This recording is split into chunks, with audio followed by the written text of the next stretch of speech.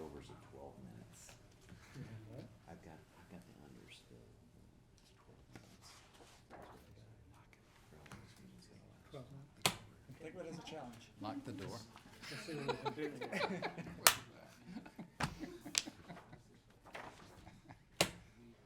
But I did take the unders. Okay, it sounds like everybody's ready to go with our meeting of the West Haymarket Joint Public Agency. Good afternoon, everybody. My name is Chris Beitler, and I'm here with Carl Eskridge and Regent Tim Clare, the members of the Board of the Joint Public Agencies. Our open meetings law back there, Molly? Okay, the open meetings law is back there on the wall for those of you who need to refresh your memory. Rick, if you need to refresh your memory on the open meetings law, it's right back there. Okay. We would like everybody to know that we have a public comment section, and we welcome comment from the public. There is a time limit notification that we try to abide by. Individuals, generally speaking, giving a total of 5 minutes to talk on specific items on the agenda. And we ask those individuals only that they identify themselves for the official record. With that, we'll go to, unless there are opening comments from my colleagues here, No. which we cannot have if we're going to get this done on time in a timely manner. But joking aside, we can move to agenda item number 3, which is the first real item of business today, which is approval of the minutes from the JPA meeting held December 10th, 2015. We have a motion for approval. Is there a second? It's been moved and seconded. Any discussion of the minutes? If not, call the roll. Claire, Yes. Beitler, Yes? Eskridge. Yes. The minutes are approved. Agenda item number 4, WH16, Resolution WH16-1, having to do with environmental covenants. And I think Rick Peo, our Law Department staff person, is going to discuss that with us. We're here again today on some environmental covenants. This board has previously seen similar documents for the east flank, which would be the rail yard, Project Oster properties. Covenants before you today are regarding the north flank, which is the festival space, parking lot up there, and the west flank, which is land west of the relocated BNSF tracks. And that area is primarily a open space subject to a conservation easement. These environmental covenants are mandates from the Nebraska Department of Environmental Quality pursuant to the remediation plan and activities we've undertaken. The covenants are kind of toward the last step. Once those get filed and the plan's been adopted, we got an operation maintenance plan to secure no further action letters from DNETQ, and that's significant for the commercial properties that are out there. They want to know that they've got a safe site, that they don't really have a lot of other activity to undertake.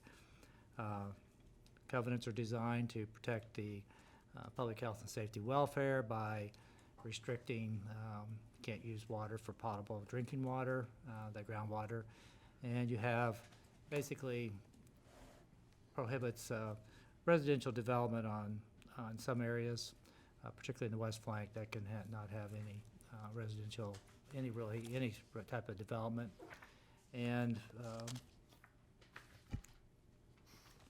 like I said, this is standard language that NDEQ has required us to engage in as part of the remedial action plan. I believe Frank, you're here to answer any questions you might have about any specific activities that might be involved in that O&M plan. Okay, other questions of Rick?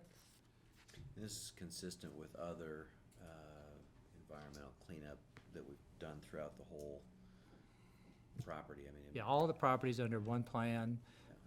And we've just been kind of doing the covenants as we've developed and started with the east flank first because that had commercial properties. We were selling the property, so that was our first step to get those covenants worked out with NDEQ.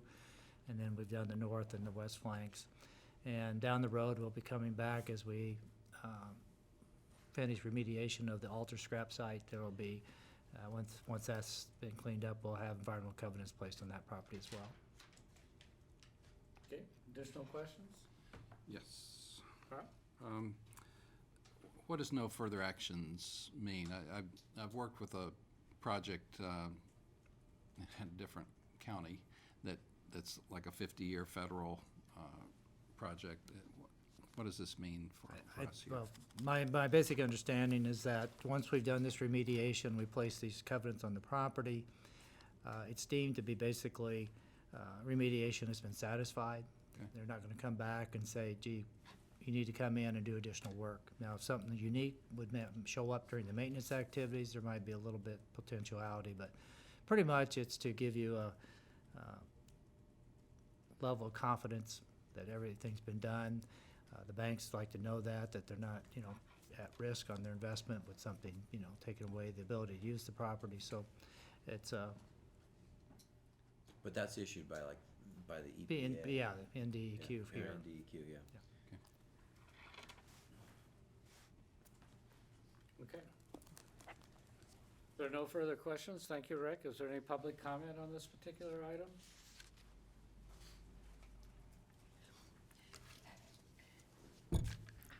Jane Kinsey with Watchdogs. Is this owned by the JPA? It is? Okay, and nothing's been built on it, is that right? And so, exactly why did you need this? The EPA said to have it? Yes. Okay. Is there any improvement or anything about that that takes money out of the budget? This is not about constructing anything additional. So the answer would be no, I believe. It's just open land? Parking lot and green space in part. Is there anything else Some involved? wetlands. Some wetlands. One of the purposes of the covenant would be to give the NDEQ ability to enforce the restrictions so that they have the ability to ensure that we don't walk away from our obligations. So we put use restrictions, activity restrictions on the property as to how you maintain and clean it up and what uses are allowed there. And this allows NDEQ the right to enforce that if we wouldn't do it so ourselves. So. Since we own it. That's it. Okay. Thank you, Jane. Is there any other public comment? If not, is there a motion with respect to WH 16-1? So move. Second. I assume it's a motion to approve. Moved and seconded. Any further discussion? I might ask one thing, still being fairly new. As I understand it, this was all land that was formerly in, I guess what you'd call the rail yards of where Burlington Northern and the other railroads were for, 150 years of our city's history. And things have been spilt there over time, and this was contaminated area, and as a result of this development, then that contamination is now being remedied and cleaned up. Am I on track, Frank? Oh, yeah, Frank Ulrich, Sustainability and Compliance Administrator. You hit it exactly on the head. Union Pacific, former Missouri Pacific on the west flank, the conservation easement had some activity. A minimal amount of soil and contamination was removed from that area. The BNSF had a large roundhouse operation up under the festival space, and that, of course, contamination was removed. And, the pavement, the parking area covered any residual amounts up there along with the ped bridge abutments. So that was the remediation. We've at least removed the hot spots, covered with clean soil, and that clean soil needs to maintain, needs to be kept in place along with of course, the pavement in perpetuity unless you Okay. change operations or use scenarios in the future. All right, just wanted to be clear. Thanks. It's always been my understanding, in addition, Frank, that over time, the kinds of environmental pollution that are involved in a railroad yard, the oils and transmission fluids and that sort of thing, to the degree that there may be some residual matter left after the processes we've been through, that these kinds of despoilers attenuate on their own over a longer period of time.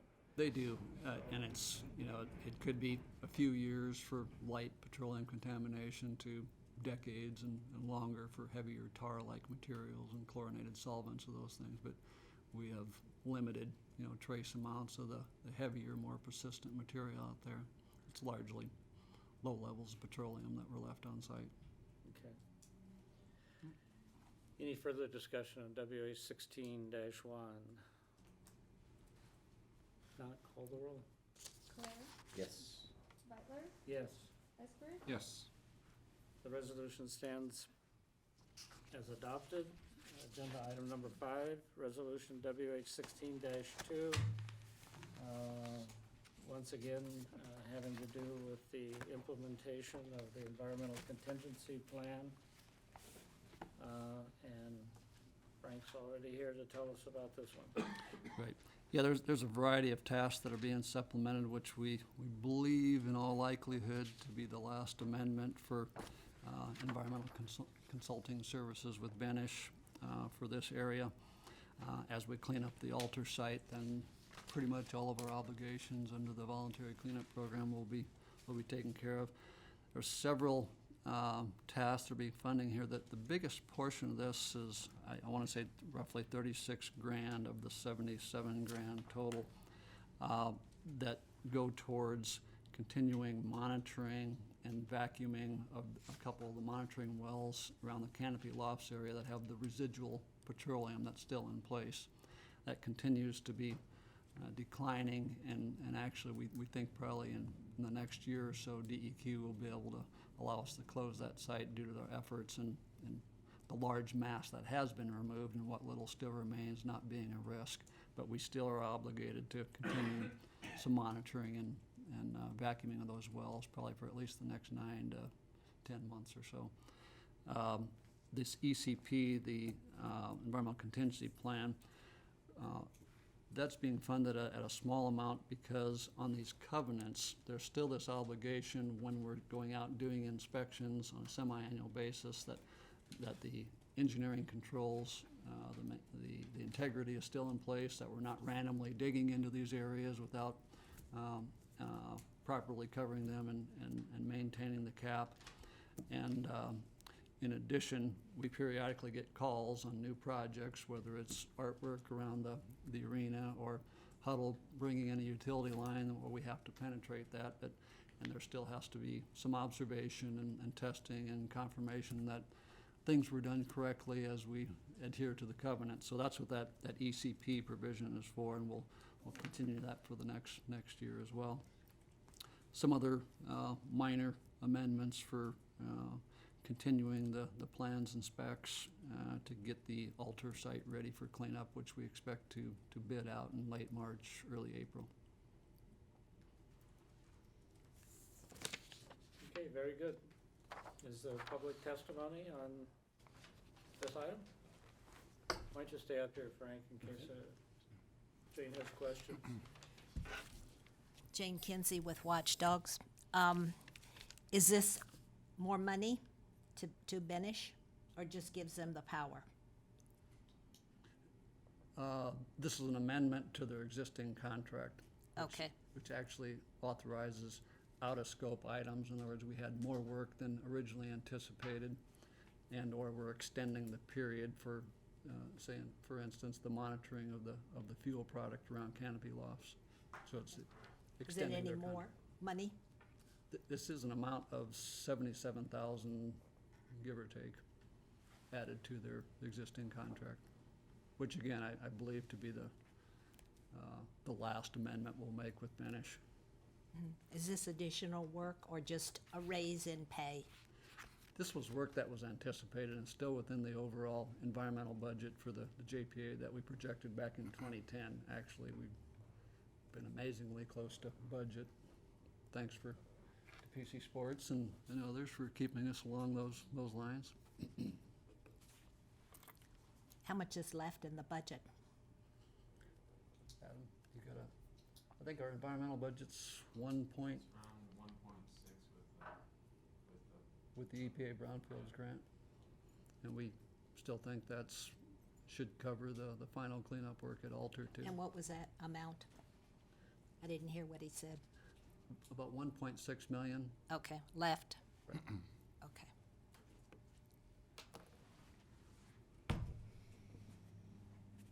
No new kinds of tasks? No. No? We Okay. haven't come up with any as of yet. Okay. And barring any unforeseen circumstances, we don't anticipate any. Okay. Would you say that this was like a raise for them then, or? No, actually, their hourly rates have been fairly static since 2010, 2011, when this work initiated. Okay, do you remember what they got originally? I want to say the original contract for the initial studies was 1.2 million, thereabouts. I could be wrong, but it's in that neighborhood. Okay, We've had a number of amendments, of course. okay, thank you. Thank you, Jane. Is there further public comment on this particular item? If not, is there a motion to approve So moved. 16-2? Second. Been moved and seconded. Further discussion?